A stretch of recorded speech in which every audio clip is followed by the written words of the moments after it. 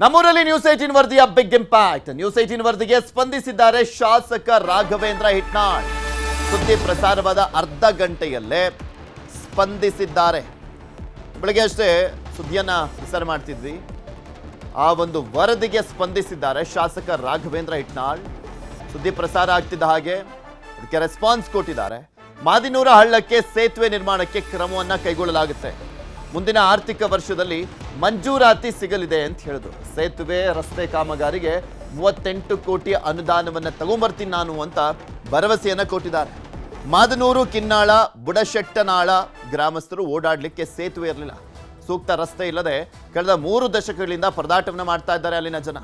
ಈ ಬಗ್ಗೆ ಇವತ್ತು ಬೆಳಗ್ಗೆ 10 ಗಂಟೆಗೆ ನಮ್ಮೂರಲ್ಲಿ ನ್ಯೂಸ್ 18 ವಿಶೇಷ ವರದಿಯನ್ನ ಪ್ರಸಾರ ಮಾಡಿದ್ವಿ. ಅಲ್ಲಿನ ಜನರ ಕಷ್ಟ, ನೋವು, ಅವರ ಗೋಳನ್ನ ನಾವು ಪ್ರಸಾರ ಮಾಡಿದಂಥ ಸಂದರ್ಭದಲ್ಲಿ ಅವರ ಗಮನಕ್ಕೂ ಕೂಡ ತಂದಿದ್ವಿ.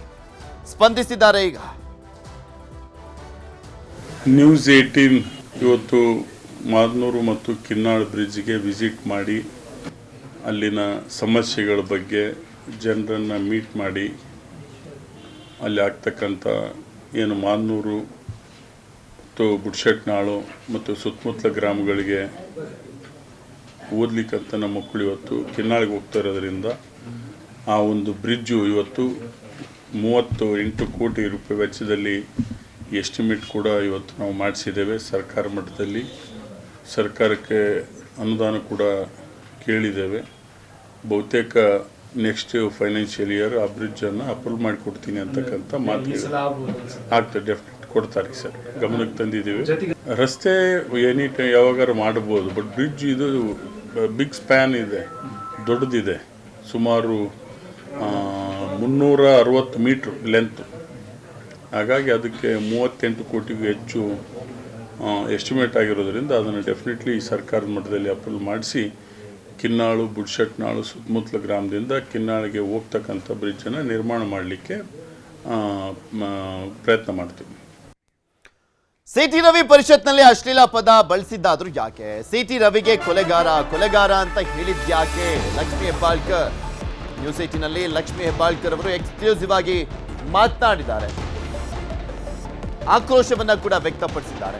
ಹಾಗೆ ಸಿಟಿ ರವಿ ಅವರನ್ನ ಕೊಲೆಗಾರ ಅಂತ ನಾನು ಅಂದಿದ್ದು ನಿಜ, ಕೊಲೆಗಾರ ಅಂತ ಹೇಳಿದ್ದನ್ನ ನಾನು ಒಪ್ಕೊಳ್ತೀನಿ.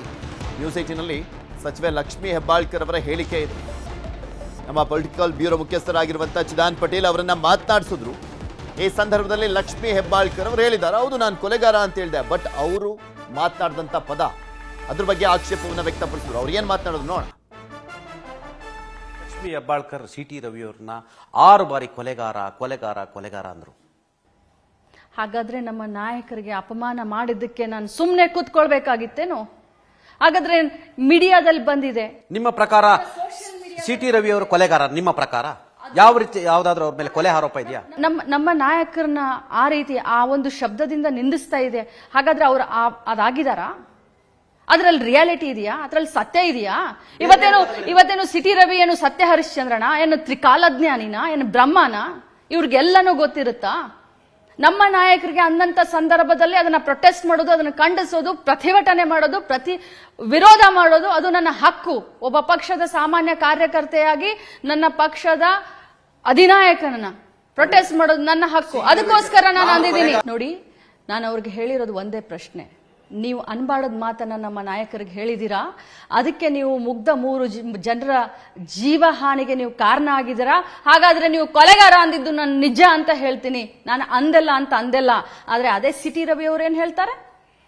ನಾನು ಅಂದಿದ್ದೀನಿ ಕೊಲೆಗಾರ ಅಂತ ಹೇಳ್ತೀನಿ, ಆದ್ರೆ ಅವ್ರು ಆ ಪದವನ್ನ ಬಳಸಲ್ಲ ಅಂತ ಹೇಳ್ತಾರಲ್ಲ.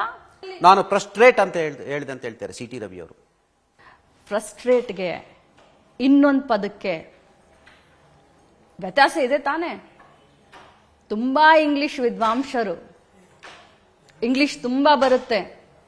ತಾವೇ ಕೇಳಿದ್ದೀರಾ ಅವರನ್ನ, ಅವರ ಇಂಗ್ಲಿಷ್ ಭಾಷೆಯನ್ನ ಮಾಧ್ಯಮದಲ್ಲೇ ನಾನೇ ನೋಡಿದ್ದೀನಿ.